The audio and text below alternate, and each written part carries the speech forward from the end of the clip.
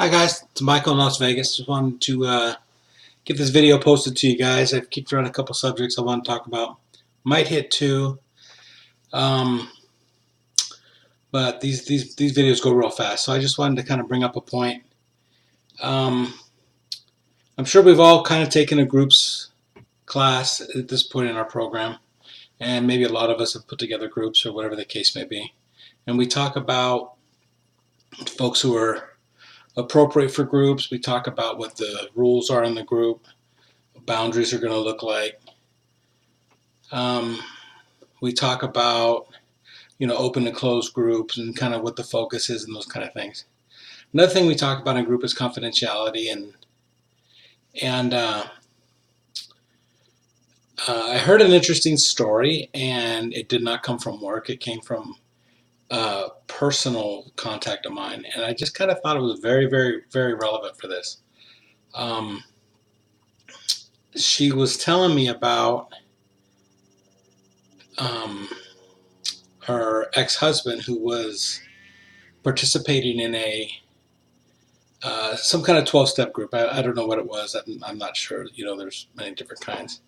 But as she was participating in this group, um, he must have been doing some soul searching or whatever, obviously leading up to this group, and I guess he was told that what takes place in the group is confidential, and obviously this was a tormented, a sick guy, and for whatever reason he decided to disclose to the group or his sponsor. I'm not exactly sure.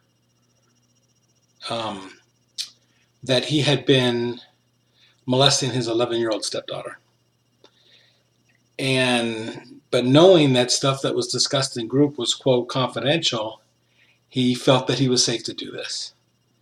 Um, little did he know that group facilitator and whatnot, um, you know, ended up contacting authorities and whatever would happen.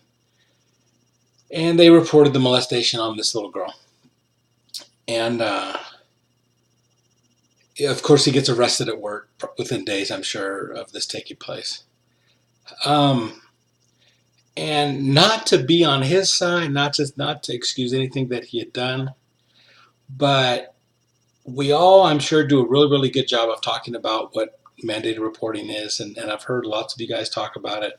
It's just something that we and lots of professionals deal with all the time.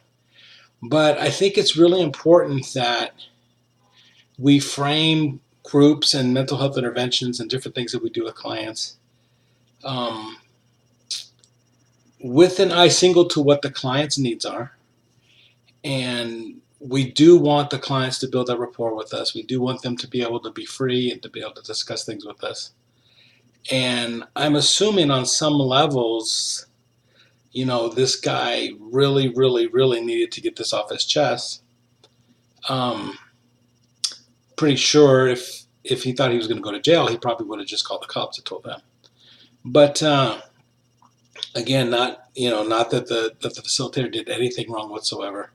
I'm very grateful that this particular individual was eventually arrested. He's actually went to jail for this. Um, but I just wanted to put that out there that we need to be extremely careful when we give that caveat as to what is not confidential and what kinds of things will and will not be held close to the vest in a therapeutic environment, in a group environment, what have you.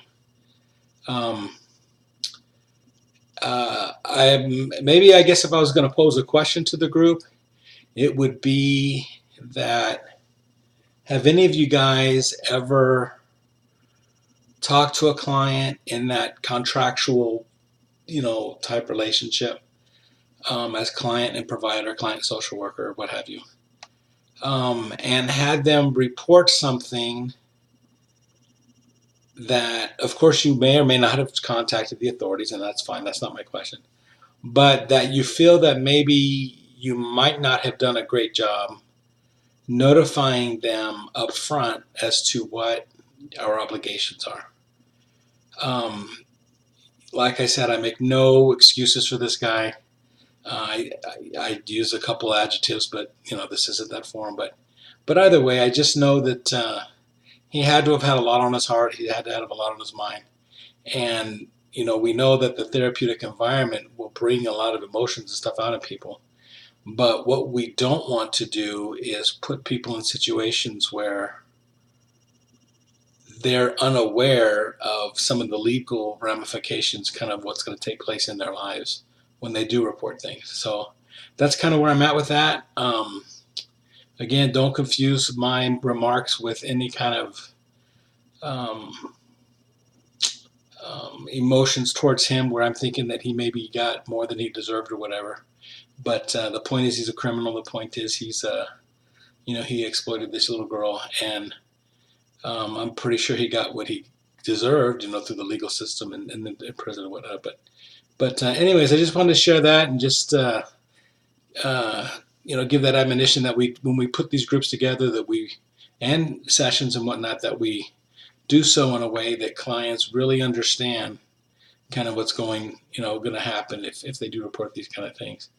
And maybe more so, instead of just that real quick and, oh, by the way, that maybe when we have clients that might not be as bright or smart or as in tune or as cognizant of others, that we kind of maybe even share an example or whatever, because our goal as providers is never to harm clients.